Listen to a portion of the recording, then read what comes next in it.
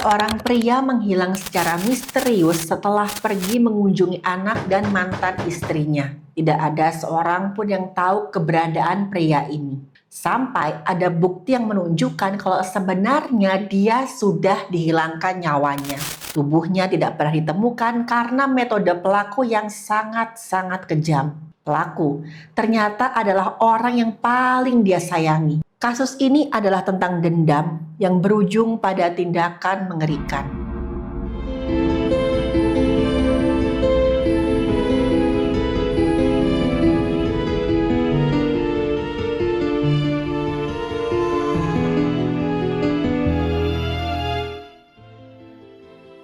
Halo, saya Dr. Stefani. Saya seorang dokter spesialis forensik dan mediko-legal, dan saya belajar dari yang mati. Seorang pria menghilang dari rumahnya sekitar seminggu lebih.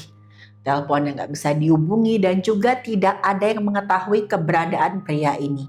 Padahal, pria tersebut adalah tipe orang yang selalu memberi kabar kemanapun dia pergi. Pria itu bernama Kang, usianya 30 tahun dan dia adalah seorang karyawan swasta. Tidak ada seorang pun orang terdekat si pria ini yang tahu keberadaannya. Sekarang ini Kang berstatus sebagai duda. Sebelumnya Kang pernah menikah dengan seorang perempuan bernama Go. Go atau mantan istrinya ini bukan perempuan biasa. Sejak kecil Go tumbuh di lingkungan yang sangat mementingkan pendidikan di atas segalanya. Kedua orang tua Go adalah tenaga pengajar yang sangat-sangat dihormati. Itu sebabnya Go juga mendapatkan pendidikan yang paling baik sejak kecil hingga dia dewasa. Go kuliah di salah satu universitas ternama dan nilai-nilainya sudah bisa ditebak sangat-sangat bagus. Go bertemu dengan Kang ketika mereka berdua masih duduk di bangku kuliah. Go menarik perhatian Kang karena tadi nilai-nilai Go yang sangat-sangat bagus. Kang tertarik pada Go dan memandangnya sebagai seorang wanita yang sangat sempurna, cerdas, ambisius, dan masa depannya kelihatan sangat cerah. Tapi tanpa pengetahuan Kang, di balik semua itu ada sisi lain dari diri Go yang gak banyak diketahui oleh orang. Go dan Kang sempat menjalin hubungan yang cukup lama, 5 tahun pacaran sebelum akhirnya mereka berdua memutuskan untuk menikah. Karena mereka merasa sudah saling mengenal satu sama lain dan ingin menuju ke jenjang yang lebih serius. Ketika Go dan Kang menikah, banyak banget orang terdekat mereka yang memuji pernikahan tersebut. Mereka bilang sangat beruntung menemukan satu sama lain, yang laki-lakinya gagah, yang perempuannya cantik, keduanya sama-sama cerdas dan masa depannya sudah pasti terjamin. Intinya, Go sama Kang ini adalah pasangan yang sangat sempurna. Tapi hanya dalam hitungan hari teman-teman setelah mereka menikah, semuanya mulai berubah. Mulai kelihatan sisi gelap dari dirinya Go. Salah satu contoh yang paling mengagetkan Kang terjadi ketika mereka berbulan madu. Baru aja menikah, berbulan madu, dia sudah melihat sesuatu yang mengejutkan. Ketika bulan madunya selesai, baru hendak pulang, Kang sudah bersiap-siap untuk naik pesawat. Tiba-tiba aja gue bilang kalau dia masih ingin berbelanja oleh-oleh. Padahal sebentar lagi pesawat mereka itu sudah mau lepas landas, sudah mau berangkat. Kang mencoba dengan lembut membujuk istrinya supaya segera naik ke pesawat sebelum mereka terlambat. Bukannya menurut, gue malah marah besar ke Kang. Gue menganggap Kang terlalu cerewet. Dia bilang pokoknya saya ingin berbelanja dulu, titik. Gue marah dengan suara yang sangat keras. Kemarahannya itu disaksikan oleh beberapa orang di bandara. Mereka jadi pusat perhatian, Kang merasa malu dan akhirnya memilih untuk mengalah. Dia biarkanlah gue berbelanja sepuas hatinya. Masalahnya gue ini keasikan berbelanja seakan-akan gak peduli dengan pesawat mereka yang akan segera lepas landas. Sampai akhirnya keduanya benar-benar ketinggalan pesawat. Saat itu Kang merasa ada yang gak beres nih dengan istri barunya. Dan hal ini sangat mengancam pernikahannya. Dan benar aja teman-teman, seiring berjalannya waktu, pernikahan mereka pun mulai sering mengalami konflik. Masalah kecil aja bisa memicu pertengkaran hebat di rumah tangga mereka. Kang yang awalnya masih berusaha sabar dengan tingkah laku istrinya, lama-kelamaan gak tahan juga. Dia menganggap gue sangat egois dan manja. Sementara gue menganggap Kang ini suami yang gak becus mimpin rumah tangga mereka. Sebenarnya teman-teman, secara finansial, mereka berdua ini belum begitu siap untuk menikah. Karena mereka baru saja lulus kuliah dan karir mereka juga belum begitu bagus. Go dan Kang pun beberapa kali bertengkar karena masalah uang untuk bayar listrik, sewa apartemen, dan lain-lain. Sebenarnya ini masalah yang wajar dialami oleh Pak Sutri dimanapun ya teman-teman. Konflik antara Kang dan Go bisa aja diatasi kalau keduanya ini mau berkompromi dan saling menurunkan ego masing-masing. Sayangnya nggak demikian. Gue nih nggak mau bekerja dan hanya ingin bermalas-malasan di rumah. Gue menganggap sebagai istri dia nggak perlu ikut bekerja karena mencari uang adalah tugas utama suaminya. Padahal dialah yang paling banyak menghabiskan uang dan bukan untuk keperluan rumah tangga mereka. Gue lebih sering menghabiskan uang belanja untuk keperluan dirinya sendiri. Entah untuk make up, belanja baju, atau untuk sekedar nongkrong dengan teman-temannya. Tambah lagi, gue juga nggak mau masak, apalagi bersih-bersih rumah. Intinya, gue ingin diratukan tanpa mempedulikan tanggung jawabnya sebagai seorang istri sama sekali. Udah pasti hal ini membuat Kang sebagai suami kewalahan. Sehari-hari dia berusaha bekerja untuk membiayai keluarga mereka. Tapi uang dihasilkan tidak pernah cukup. Tambah lagi, sepulang kerja, Kang nggak bisa langsung bersantai di rumah. Gak ada gue yang datang melayani suaminya, memberikan makanan, kemudian rumah sudah bersih. Gue ini hampir tidak pernah memasak, apalagi beres-beres rumah. Akhirnya Kang yang harus mengerjakan semuanya sendiri. Pokoknya sikap gue ini sangat berbeda ketika mereka sudah menikah. Kang pernah mencoba menegur gue dan mengingatkan istrinya kalau mereka tuh sudah berumah tangga. Mereka masing-masing punya tanggung jawab sebagai suami dan istri. Gue nggak lagi tinggal dengan orang tuanya di mana semua keinginannya dengan mudah itu dicukupi. Dan gue juga harus bisa menyesuaikan diri dengan keadaan rumah tangga mereka. Bukannya mencoba mengerti, gue malahan marah besar. Dia bilang, kalau kamu nggak bisa mencukupi kebutuhanku, kenapa kamu berani menikahiku? Aku tuh terbiasa hidup enak sejak kecil. Kalau kamu nggak bisa memenuhi standar hidupku, berarti kamu nggak pantas jadi suamiku. Dan yang paling parah teman-teman, ketika mereka bertengkar, gue ini meluapkan emosinya dengan cara yang bisa dikatakan cukup ekstrim. Dia melempar barang, berteriak-teriak, bahkan melakukan kekerasan fisik terhadap Kang. Dan Kang nggak berani melawan karena dia sangat menghormati istrinya. Dia nggak tega kalau istrinya juga harus terluka. Tapi setiap orang pasti punya batas sabarnya. Kang akhirnya menyerah dan merasa kok dia sudah nggak kuat lagi untuk hidup bersama Go. Akhirnya Kang pun mengajukan gugatan cerai.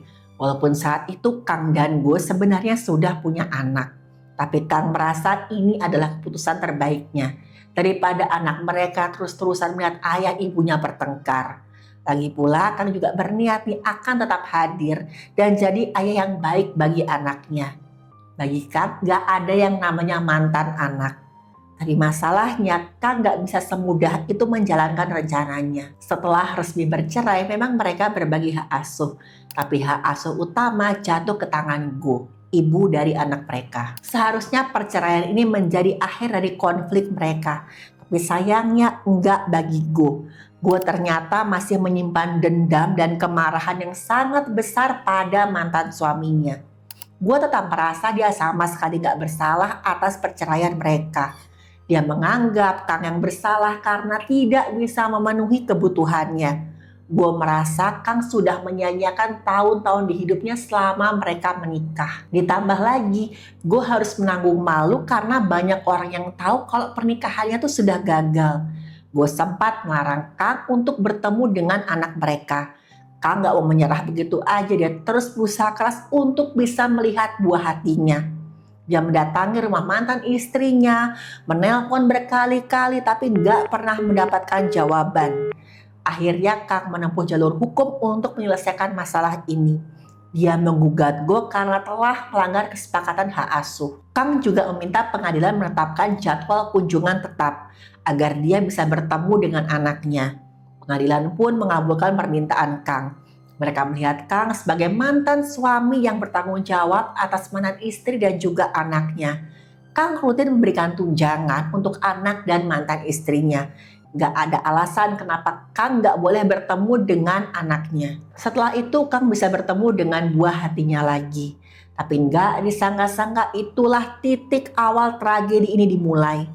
Satu hari gue mengajak mantan suaminya alias Kang dan anak mereka untuk pergi liburan ke sebuah villa yang ada di daerah pedesaan. Kang yang sangat merindukan anaknya tentu aja menyambut tawaran itu dengan antusias. Dia sama sekali gak menyadari kalau akan terjadi hal yang sangat buruk pada dirinya. Mereka melakukan perjalanan ke villa tersebut dengan antusias. Apalagi Kang ini gak pernah pergi dari sisi anaknya. Sepanjang perjalanan diajak ngobrol, diajak bermain anaknya, sampai akhirnya mereka tiba di penginapan. Gue bilang kalau dia akan masak untuk Kang. Nah di sini nih, Kang mulai merasa aneh tapi senang dengan sikapnya gue. Karena gak biasanya gue tuh mau memasak untuk dirinya. Tapi saat itu gue memasak nasi kari yang merupakan hidangan kesukaannya Kang. Kang pun menerima tawaran gue. Dalam hatinya timbul harapan mungkin gue alias mantan istrinya ini sudah berubah. Ada sedikit harapan kalau mereka bisa rujuk atau mulai lagi pernikahan mereka. Tapi harapan tinggal harapan.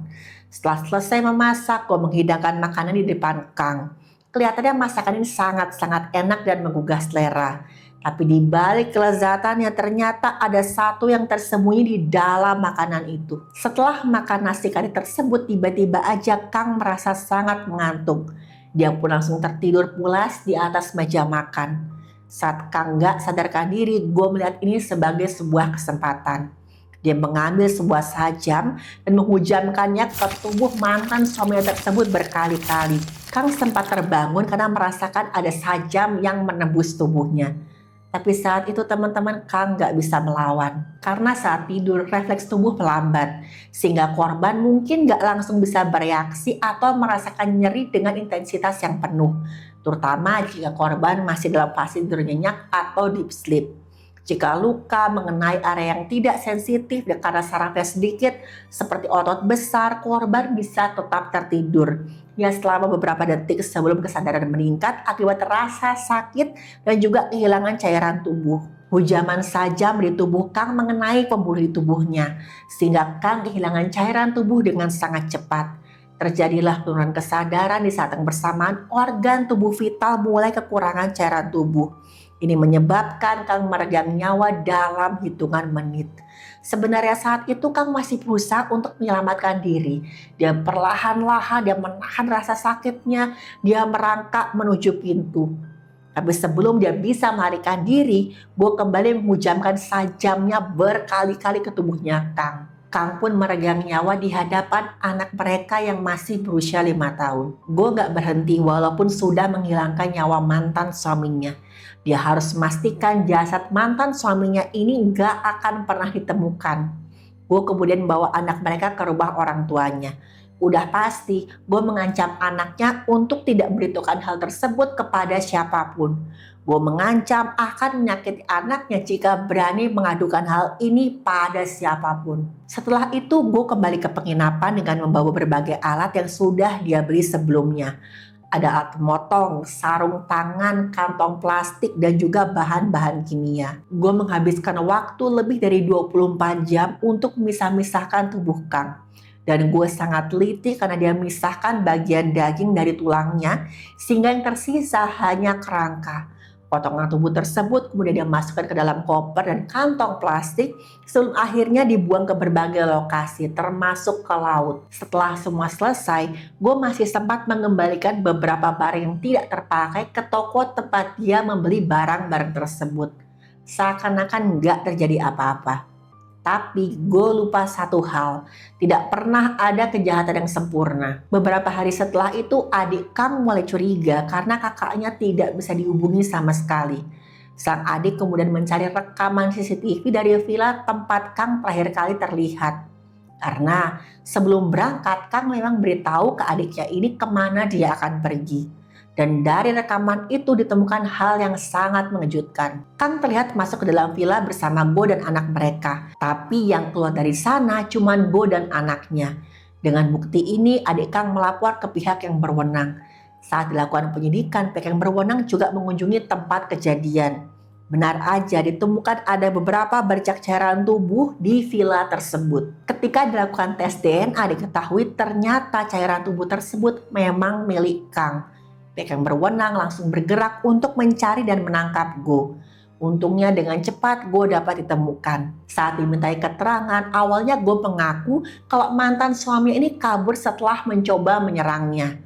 Bercak cairan tubuh tersebut kemungkinan tercecer saat dia mencoba membela diri. Tapi keterangan tersebut dibantah setelah pihak yang berwenang menemukan bukti lain. Bukti tersebut adalah hasil tes mendalam dari cairan tubuh milik Kang. Ternyata dalam cairan tubuhnya terdapat sebuah zat. Zat tersebut adalah obat tidur dalam dosis yang cukup tinggi.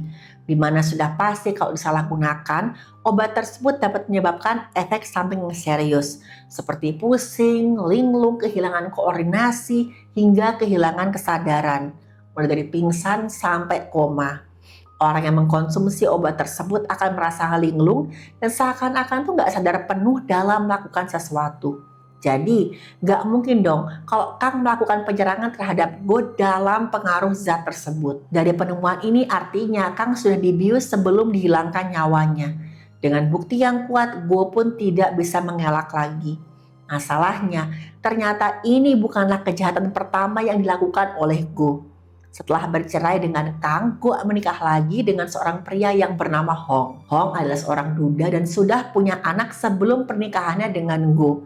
Tapi nggak berapa lama setelah dia menikah dengan Go, tiba-tiba aja anaknya meregang nyawa. Dan kejadiannya sangat cepat. Hong sampai nggak sadar bagaimana anaknya bisa meregang nyawa. Menurut keterangan Hong saat itu dia sedang menyantap makanan yang dibuat oleh Go. Dan teman-teman tahu apa makanan yang dibuat oleh Go? Nasi kare, sama seperti makanan yang diberikan kepada Kang. Setelah makan nasi kare itu tiba-tiba aja Hong langsung tertidur pulas. Dan saat dia terbangun, dia mendapati anaknya sudah tidak bernyawa di kamarnya. Go menangis histeris sambil berusaha membangunkan anak Hong. Mereka sempat manggil pihak yang berwenang untuk melakukan pemeriksaan. Saat diperiksa oleh tim forensik ditemukan bahwa anak mereka itu meregang nyawa karena kehabisan nafas yang tidak diketahui penyebabnya secara pasti. Pihak yang berwenang pun belum bisa menemukan pelakunya karena tidak adanya bukti yang kuat. Mereka sempat menduga kalau anak Hong itu mengalami serangan sesak napas secara mendadak. Pada pemeriksaan, mereka menemukan ada memar dan juga lecet di leher si korban ini. Mereka menduga luka di leher korban disebabkan ketika anak Hong memegangi lehernya sendiri dengan panik ketika dia mulai mendapatkan serangan sesak napas tadi. Tidak ada yang mencurigai Go sama sekali, karena saat itu Go pura-pura menangis karena sudah kehilangan anak tirinya. Tapi setelah kasus Kang muncul, banyak yang curiga kalau Go yang sudah menghilangkan nyawa anaknya Hong. Hong mengatakan kalau dia ingat Go tuh pernah mengancam akan menghilangkan nyawa anaknya ketika mereka berdua sedang bertengkar. Hong sama sekali gak menyangka kok ternyata Go bisa melakukan hal yang sangat kejam. Akhirnya Go dihukum setimpal dengan perbuatannya. Kasus ini terjadi di Korea Selatan pada tahun 2019.